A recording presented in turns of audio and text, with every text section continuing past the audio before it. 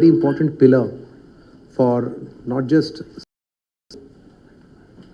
the skills requirement of the industry, but at the same time it will act as an incubator for allowing some of these individual innovators to become startups and enterprises of the future. While it's being set up in Mumbai in films, it multiple regional, and one of its regional centers is also going to be and I'm pretty confident that the message given by the Prime Minister in his Independence Day speech from Red Fort was that India should develop world-class animators and world-class gamers. And it is very clear that there is a clear affirmation from the Government of India that all that it takes to take this sector to the next level. It's also in this context that we have coming up with an event called as WAVES, World Audio Visual and Entertainment Summit. The World Audio Visual and Entertainment Summit would be held in New Delhi from 5th February of 2025. It's a 5-day event. And World Audio Visual and Entertainment Summit, that is WAVES, is going to be a convergence event for the broadcasting and the traditional radio and other segments that you all understand. Then the entire vertical of animation, visual effects, gaming, the segment that we are discussing here. Then also the new media segment, the social media, the OTT, etc. And the films vertical that, again, the traditionally that we all know. So it's the first event in the world which is a convergence event which will bring the entire industry, the entire media and entertainment industry together. And we're very hopeful that an event of that nature, which is being conducted at a significant scale and size, will bring world eyeballs to India and would help us make this sector grow. So while gaming as a segment, then the World Audio Visual Entertainment Summit, talking to the industry leaders was the core objective of my visit. There are two more points there are two more issues that we are going to be now having meetings for. The third one is going to be the International Film Festival of India. International Film Festival of India is regular every year in Goa from 20th November till 28th. This year also it's going to be celebrated at a very grand level, qualitatively and quantitatively much bigger than what it used to be earlier. And we'll have the meeting with the industry, that is the film industry, the producers, associations, and there's a huge participation of the Telugu film industry. Telugu film industry has a very important role, and the International Festival of India is to celebrate the filmmakers and the cinegoers. So it's a very important event, and I'm pretty confident that we'll get a good participation from the Telugu industry, Telugu film industry. Next is there are a lot of small towns where we don't have private FM channels. Union Cabinet has cleared certain towns where private FM channel is now going to be made available. In small towns, about 1 lakh population towns, there are many of such towns in Telangana, and we are now also going to have an industry roundtable and advocacy event, a road show, because we have already issued the expression of interest, and we have invited participants, we have invited industry partners to participate in the auction that is likely to be completed, to be conducted next month, and again would be completed fully by January end and February mid. So that would provide radio coverage, FM radio coverage to many small towns which do not have such a facility right now. So these are the four topics for which I have come here from Government of India, and very hopeful that we would be able to do justice to most of these issues. Thank you. Thank you, sir. I now request anybody, if they have questions, to first introduce their organization, their name, and then kindly ask their question. One minute. Unke baat. Just wanted to understand, during the Goa Fest, are you planning to launch OTT platform? What is the stage and what is the process going on around the OTT platform for Prasad? Yeah, so we're hopeful that for 20th of November, during the inaugural event for the Indian International Festival of India in Goa, we are going to be starting the OTT, and this OTT is going to be because this is not just streaming material, but it also will carry a lot of live channels. This OTT is also going to be carrying a lot of archival material. We have very good archival material available in the form of documentaries, even photographs coming in from our photo division. There are a lot of publications which are available. So we are combining all this together, the entire archival material and the media material available, and all this is going to come out through the OTT. Well, you get to hear of it when the inaugural date comes in. So how many live channels So I think we are in talks right now, and to have agreed, because we already run DD Free Dish, in which there are close to 60 entertainment channels which are part of the DD Free Dish. So obviously many of those channels would be and join the OTT. So it will be a very good service, and common people will have access to a lot of entertainment material, possibly not being enjoyed by them for various reasons. So I think it's on the cards. Yes. Thank you. One minute. Just few aspects on the regulatory front. What are the things that are likely to come up? There's a lot of debate between OTT and telecom operators. They say somebody coming onto the platform and we are setting up the infra. So one player has the infra cost, the other player doesn't have. And second one is on this satellite communications. What is the scope? So I think those issues are handled by the Ministry of Telecom. Generally, obviously there are always these issues whenever a new technology comes in. It brings with it its own challenges, and as regulators sometimes, of course, regulators again in independent space, because they are the regulators between the government and the industry as well. So I think they have to wriggle out with and they have to come up with specific policies to address some of those emerging challenges. Regarding this gaming and the debate is between game of skill and game of chance. So some people are losing money. Telangana doesn't allow this money games and all. There are lobby bodies which are saying that Telangana should also open up these things so that. So I think the distinction has to be made between gaming and gaming and gambling. I mean, what you see here in this arena is video games which are played by many of us, and it's completely legal, and all this is done.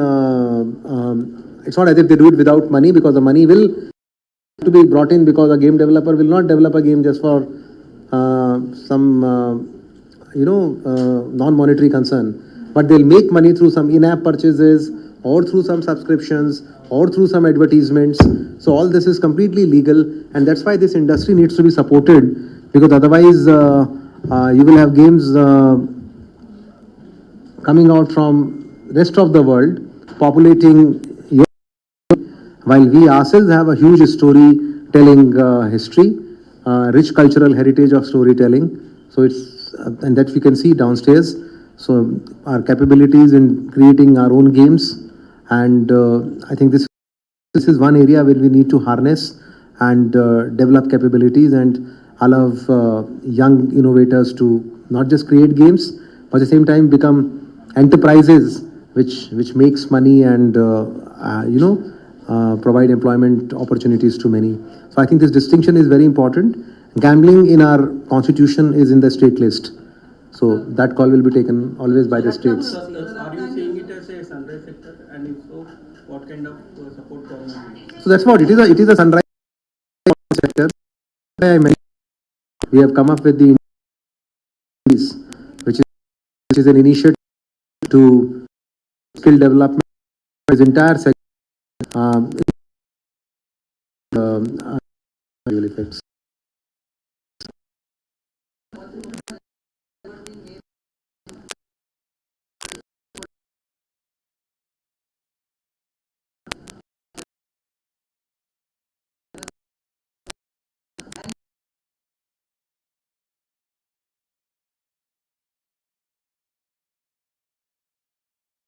So it's a very to the global media. Entertainment is in the world, and we have just 2%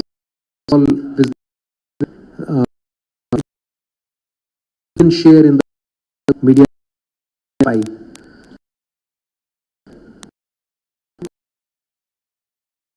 Growth in proportion, this because it has huge potential. This industry can grow at about 20% per annum, and by doing that, these are share 8% to 4%, and that's our target. And large, as I told you, we are taking a lot of steps now from Government of India and also various state governments. Various state governments, including Government of Telangana, they have their own policies for developing the environment. At the same time, at Government of India level, as I mentioned to you, Indian Institute of Creative Technologies is now being established as a national center of excellence for not just providing skilled support, but at the same time, that will also become an accelerator for allowing gaming startups to develop funds for their growth and development. Thank you. One final? One last? One last? Yeah, this Vikas is sent from money control. And we'll also give them the press brief, right? Yes. Yeah. So, this Vikas is sent from money control. There has been a proposal from over like 70 to 80 gaming studios asking them to be under MIB, all squarely under the, because we squarely under the entertainment as compared to the MIT. What are your thoughts on it? I mean, are you looking at that proposal in that sense? How are you looking at that? So, I mean, there is a clear division between the MIB and Ministry of Information Technology. That's why the regulatory aspects are all handled by them. The content aspects are handled by us because we understand this as a media and entertainment business. And that's why the Indian Institute of Creative Technologies is now being developed for creating, for sorting out the skill gaps within in our country. So one last question, I think. One last question. You have Sir, the FM phase 3 policy, just tell us how is the response from the people? I mean, are we going to see more private FM soon? Yeah, so more or less is not the issue. The issue is that we want to create more and more FM stations within our country, and we are encouraging private FM stations to come up. More than 230 small towns. Small towns are like 1 lakh population town. As I mentioned, many of them are in Telangana also, have now been put out for auction. And we want good participation coming in from the media industry or anybody who would like to take those channels. This auction process is currently underway. Expression of interest is already out. And we encourage private operators to come and set up their own media FM radio stations, because FM radios play a huge role for providing what you call hyper local entertainment, which is so essential for people who live in small towns. So I think that's the objective. Sir, one last question from Hindu, sir. From the Hindu Ravi. So you mentioned about these regional spokes of the institute. One, what is the timeline with regard to the main institute in Mumbai? When will that come into operation? And when will Hyderabad get the spoke? So the temporary campus has already started. As I mentioned to the Union Cabinet, has already cleared Indian Institute of Creative Technologies. The land is allocated to us by Maharashtra government, and of course that is going to be set up there.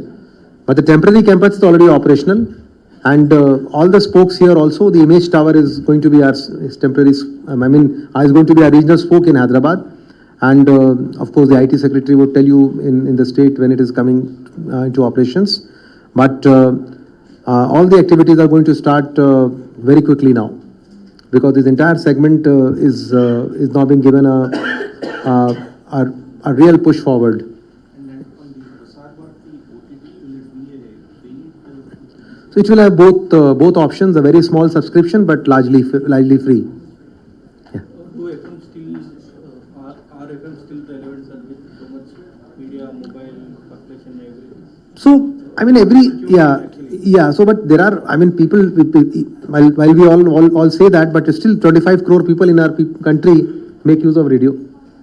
So not just FM radios, even Akashvani radios, people are still kind of listening to them. And it's always good that, you have a bouquet of services available. There would be times when you won't have internet, then what will you do? You only require FM radio.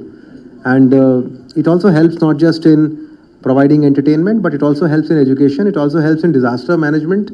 So it has its own place. And at the same time, more importantly, an FM radio is like more of an hyper local entertainment, local language, local dialect. I think that is what is makes FM radio so very important and critical, right? It provides very customized 40 square kilometer area, and in that area you are going to have an FM station. It plays a great role. And below that, even there are community radios. There are 500 community radio stations running in our country, and that itself is again a very good and happy addition to the overall entertainment bouquet that we have. So you also spoke about D2M broadcasting. You are talking about radio. So what's the process? What's the status of D2M broadcasting happening in the country with Sanjay Labs, Tejas networks that you're fairly aware.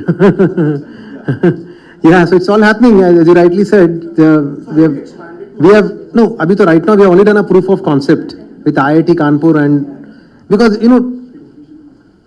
as you understand, what is direct to mobile? Direct to mobile is what we used to have earlier, right? We go on top of our house and put one antenna, and we receive the signal. There was no internet, but still you are getting the signal, right? So that is direct to mobile. And how was that coming? That's coming from some transmitter which was there on a hill, or somewhere on top of the highest point in the city, and from there they are beaming this signal, and that signal we are receiving in our television sets. But that was only one channel, sometimes even two channels, because all that was analog. But now you can have digital terrestrial transmission.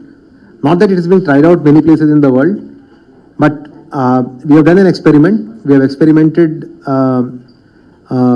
with IIT Kanpur and Sankhya Labs, as you mentioned.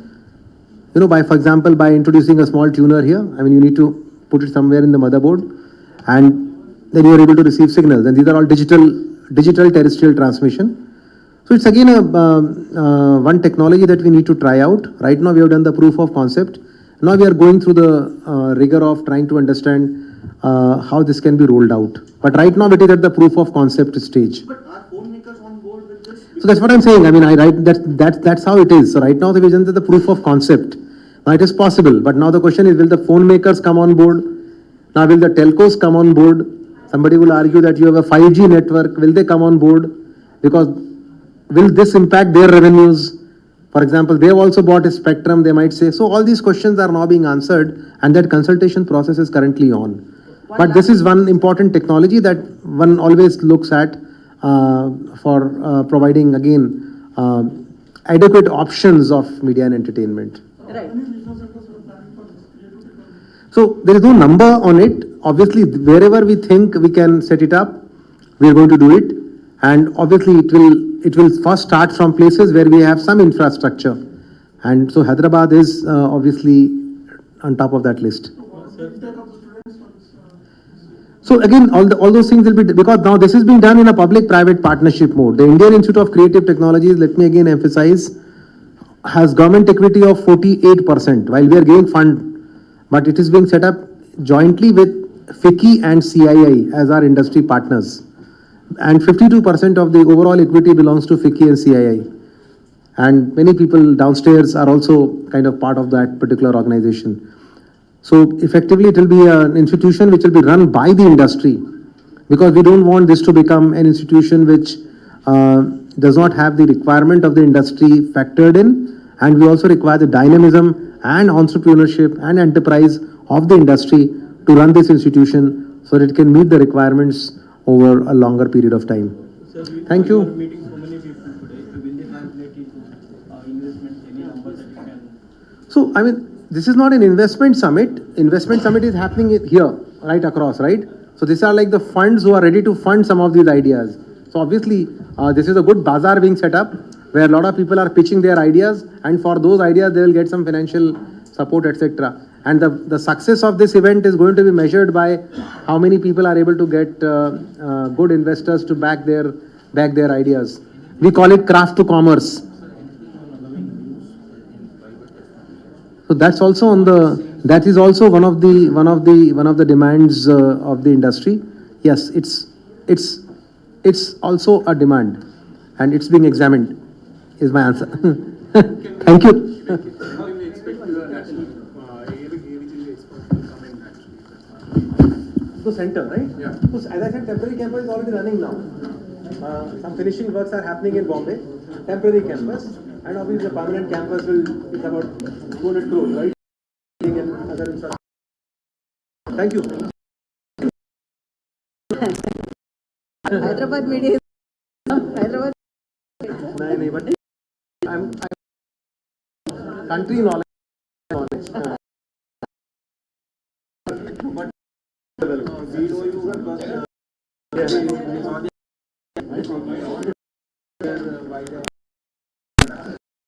many of you just as I So RJs are here.